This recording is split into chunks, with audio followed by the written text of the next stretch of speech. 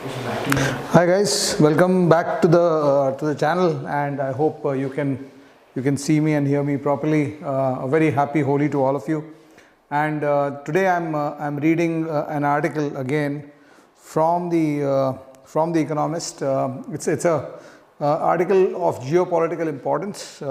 Just waiting for more of you to join in as we start this session. It's an article of geopolitical importance. I think this part is getting cut out in this thing. China is paralyzing global debt forgiveness efforts. This is the article, and this is something which you should know. Today reading on day-to-day understanding of world events, बहुत बार हम लोग को समझ में नहीं आता कि हो क्या रहा है, what's actually happening. So I was reading this article, and actually ever since I started this read and learn series, I end up reading around 30-40 articles a day, and then I choose one or two for you to read for you guys. So this is an article I thought has got a lot of value in terms of knowledge for all of you, because we keep coming to know that Sri Lanka is in economic crisis, Pakistan is in economic crisis, but what we don't get to know is what's the story behind it. Why is it happening? What's going wrong? Right, so I mean, of course, there is a voyeurism that we also indulge in, but ultimately we should understand what's happening. And this article it's a 10 paragraph article. I'll read around 5-6 of them for you, so that you get to understand the key ones. And China is paralyzing global debt forgiveness efforts. Restructurings have all but disappeared. And towards the end of this session, I have a small gift. Some of you were asking me to do some quants. So there's a couple of one doubt question which has come to me just before the session. So I'll be doing that question from time and work towards the end of the session. So coming back, so let's start reading this article. So this article starts with a description of something that's happening in Pakistan. So it's kind of an introduction to where we're heading to, given that as country. So we'll do a quick read of this. Given that as country is on the brink, Mohammad Ishaq Dar, Pakistan's economy minister, is strangely serene. In the week to January 20th, his government burned through a quarter of its dollar reserves, leaving $3.5 billion to cover loan repayments and import. That will probably come to more than twice that in the first quarter of the year. 2 days later, ministers turned off the electricity grid to preserve fuel. Policymakers then abandoned the currency peg. The rupee plummeted, but Mr. Ishaq Dar remained cool. Pakistan's prosperity, he said, is in God's hands. So this is the starting point, talking about the strife that Pakistan is going through in its economy, right? So now the gist of the article starts. Divinity usually takes the form of the IMF. So it's in God's hands. That's where it starts. It's end in the first paragraph. Mr. Dar says that Pakistan's prosperity and recovery is in God's hands. And divinity, that means God's hands, usually takes the form of the IMF, provider of 21 bailouts to Pakistan since 1960. So the IMF has bailed out Pakistan 21 times in the last 65 years, since 1960, or Western governments. So divinity usually comes in the form of the IMF or Western governments. So IMF ने 60 बार bail out किया है, 21 times bail out किया है. Western governments ने तो और bail out किया होगा. So Pakistan, you can see how many bailouts Pakistan has had. We talk about our bailout in the 1990s when we initiated globalization and privatization in our economy. But Pakistan is something which is liberalization and globalization in our economy. And Pakistan is something which has been happening, I mean, been in strife. So it's very, very clear that they have really mismanaged the economy over the last 50-60 years. So let's come back. But the global infrastructure for dealing with irresponsible and unlucky economies is in crisis. Irresponsible, they are saying two reasons. So these bailouts happen when you are irresponsible, maybe a little bit unlucky also, but it can't just be because of bad luck that you are getting bailed out every second year, or you're needing a bailout every second year. But what he's saying is the global infrastructure for dealing with irresponsible and unlucky economies. So there's a global infrastructure that helps you. We are talking about the World Bank, the IMF, the strong Western economies, etc., who help you, who help economies in distress, and so on. So that infrastructure itself is in crisis. China's lending, growing for 2 decades, has reached a critical mass, and we hear about this in our news stories. So this article will actually give you a perspective of what the real story behind it is. हम लोगों को इतना पता था कि China is financing ports in Sri Lanka. If you're a general reader of newspapers, you'll know that. Then the Belt and Road Initiative that China was incorporating or funding across north of India, I mean above India, going across various countries all the way to Europe. So these kind of trade routes, etc., China is making. So we know that. But what the perspective that this article tells us is that China's lending, growing for 2 decades, has reached a critical mass. Western financiers are in a standoff with a lender too big to ignore, but too irascible to involve in restructuring. So irascible is a word that most of us, a lot of you, it might be difficult for you to understand. So I've kept the meaning of irascible here. So irascible is somebody who's showing a tendency to be easily angered. So when there's a person in your family who's easily angered, you can call him irascible, or a neighbor who's easily angered, you can call him irascible. The article here, the author is this is obviously an opinion. Chinese might differ from this opinion, but the author here is clearly talking about or referring to China as a country that can be very easily angered. So Western financiers in the standoff with a lender too big to ignore but too irascible to involve in restructuring. Countries that have borrowed from China and been battered by COVID-19 and rising interest rates are stuck in turmoil. Few so firmly as Pakistan. So what in one paragraph he is saying here is that basically China is the reason behind and the lack of restructuring that China is doing for its loans is the reason why things are going bad. बहुत सारे economies में जो strife आ रहा है, stress आ रहा है, because China is not allowing restructuring. That's the whole issue. So before China's lending spree, Western countries built a framework to restructure troubled debts. Starting in 1956, lenders banded together on the basis that all would reschedule payments on the same terms. Eventually, debt forgiveness became the priority. So 1956 से Second World War के बाद जो economic order बना, उसके बाद से essentially debt forgiveness, मतलब forgiving debt, loan maafi, became the priority of all these countries, and this worked for as long as troubled countries mostly owed to the West. Now, however, at least half of the 38 countries which the World Bank counts as being in or near default have China as their biggest state creditor. So क्या हुआ है? Global order, as China's economy has grown and China has got access to more and more money, they have started pumping money across the world and they have become the largest lenders, so to say, or kind of. Hi, good evening, everybody. I'm sorry, I just kept the live chat off. So yeah, happy Holi Arav, and I hope you guys are enjoying this Read and Learn series. It's my endeavor to make you into a more aware individual and a more sharper and stronger individual, not just from the perspective of exams. Of course, exam perspective mein help karega, you will start getting more data, your GK will improve. You will have arguments to present in your interviews whenever you go for them. So those things will definitely help you. Apart from that, it will also help your reading comprehension, etc. So but most importantly, it's going to make you more aware of what's happening. And as I said at the start of the broadcast today, I'm reading 30-40 articles a day to give you one or two.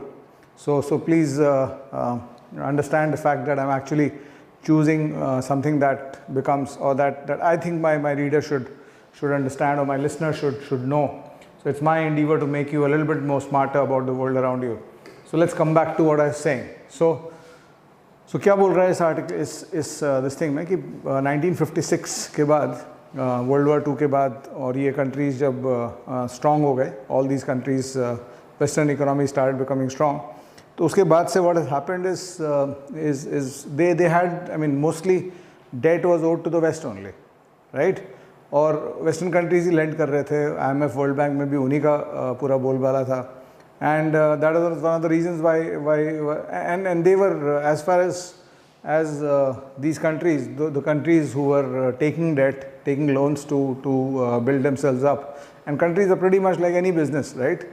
किसी भी business में जब profitability नहीं रहती है तो you take loans और you raise money to run to make sure that you build the infrastructure for a better tomorrow.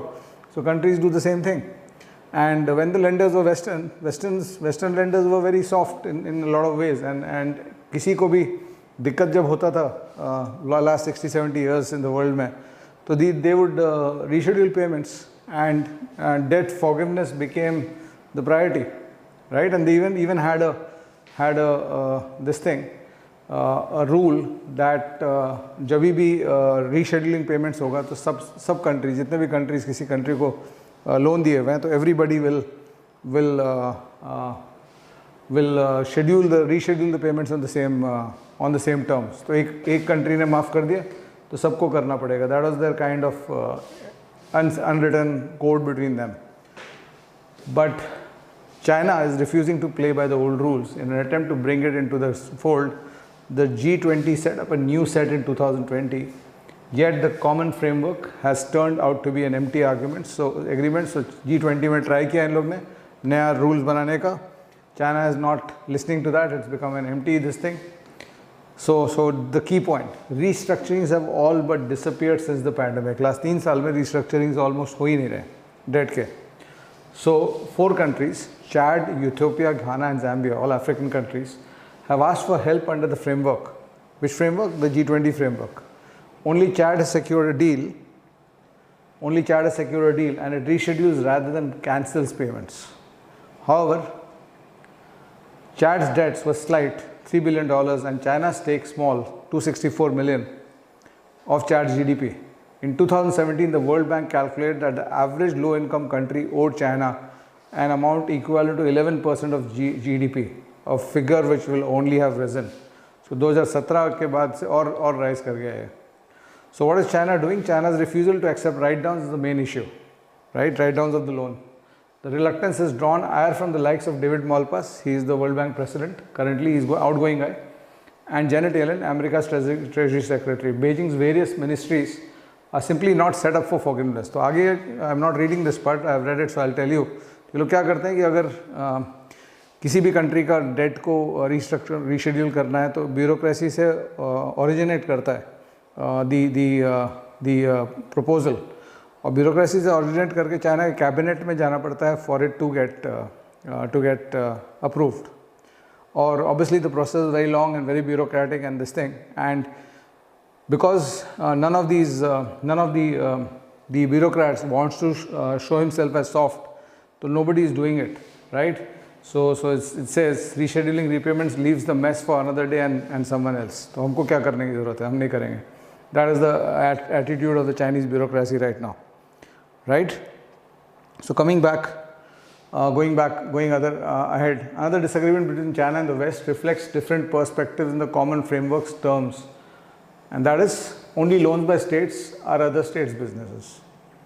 Private creditors, that means, so this is something you need to understand. ये जो common framework बना है G20 में for international lenders has this logic कि अगर किसी state ने loan दिया है तो बाकी states उस loan के बारे में discuss कर सकते हैं. लेकिन अगर कोई private lender या private creditors या international institutions have given a loan, then other countries cannot talk about it. That's what is this thing. So the common framework is only for state loans. That means China country has given a loan to Pakistan as a country, तब ठीक है. लेकिन China को कोई private lender है या कोई institution है वो अगर loan दिया है तो then that is not covered under the framework. That's what it is saying. So, but China does not separate its political promises to develop the world's poorest countries from the country's commercial activities. One of the government's 2 main policy banks, China Development Banks, lends to poor countries at market rates. China is adamant that this disqualifies its loans from being bound by rules meant for states. So China बोल रहा है कि ये rule जो है वो तो हमारे कंट्री को, अगर हम अपने कंट्री लोन दिया होता तब ये रूल लगता, ये G20 का कॉमन फ्रेमवर्क तब लगता जब हम एज ए कंट्री लोन दिए होते. लेकिन मेरा बैंक लोन दे रहा है, मेरा बैंक ने जो लोन दिया है वो इंटरेस्ट मार्केट रेट्स पे दिया है. So it's a market loan, it's not a state loan. It's not a state loan which one country is giving to the other. So that disqualifies this loan, these loans that China Development Bank has given, that disqualifies these loans from being the business of other states. So China is saying you can't tell us anything about it because हमने तो ये किया ही नहीं है, हमारे institution ने किया है ये. So that's the other factor here, right? And of course China wants to work alone, etc. So what is the conclusion here? Conclusion here, so long as lenders are in a standoff, the IMF is hamstrung. The organization relies on countries to agree to bring down debts before it can risk a bailout. This means officials are confined to tiny handouts. So IMF, जब तक debt restructuring नहीं होगा तो IMF cannot intervene, because IMF क्या करता है कि एक बार restructuring हो गया debt का, पहले जो countries ने loan दिया है उनसे debt restructuring कराता है, उसके बाद IMF comes in and helps the troubled country or the country in strife to come out of its loan. That's what the IMF does. But अभी restructuring हो ही नहीं रहा, 3 साल से कोई restructuring नहीं हुआ after COVID. Interest rates have gone up, economies have taken a hit, but there's no restructuring. So IMF can only give tiny handouts, right? And so the last part, for years, Pakistan's friends, many of whom do not get along, have stumped up debt relief and emergency funding for their valuable geopolitical ally. So China is a very valuable, Pakistan is a very valuable geopolitical ally for a lot of countries, obviously because of its closeness to India, its landmass in the middle of the subcontinent, etc. So geopolitically, its access to the sea, all these things are there. So geopolitically, China is very Pakistan has a lot of friends, right? So in the past, these friends, even though they don't get together with get along with each other, they have provided debt relief and emergency funding for Pakistan. As a result, Pakistan's politicians have come to expect last-minute miracles. But this time around, China has not offered help. After suggesting a package, Saudi Arabia has gone quiet. So Saudi Arabia भी चुप हो गया. China तो help कर ही नहीं रहा है. So the IMF cannot do all the work. So obviously जो restructuring चाहिए और जो debt relief चाहिए पाकिस्तान को, वो IMF alone कर नहीं सकता है. Each party is tempted to leave the rescue to someone else. With many more countries on the brink of default, the stalemate could be a harbinger of doom for the rest of the world's distressed economies. तो जितने भी distressed economies हैं, they are all in danger of going the Pakistan way. So this is the article. I hope this was useful for you and enlightening for you. Abhi, I'm going back to, there's a question in quants that was given to me by someone in the Mindworks batch just before the class. I thought I'll explain this question here. And it's an interesting question, it's a good quality question, it's not a very normal standard question, so it requires a little bit of thought. So I thought some of you were also asking me kuch quants bhi karo apne live class mein. So I'm shifting my track from GK and reading to quants here towards the end. So the question is, 2 men can do a wall in 9 hours and 10 hours respectively. So let's say A है और B है. A 9 घंटे में wall बनाता है, B 10 घंटे में wall बना सकता है. A can make the wall in 9 hours, B can work the wall in 10 hours. So ये तो standard opening है question का कि अगर तुम wall के, you can do this through percentages also, you can maybe do this through the LCM method also. पहले percentage solution बता देता हूँ, उसके बाद फिर, and then I'll take questions towards the end. So then the question goes into an interesting sidelight. If they work together, they put 10 bricks less per hour.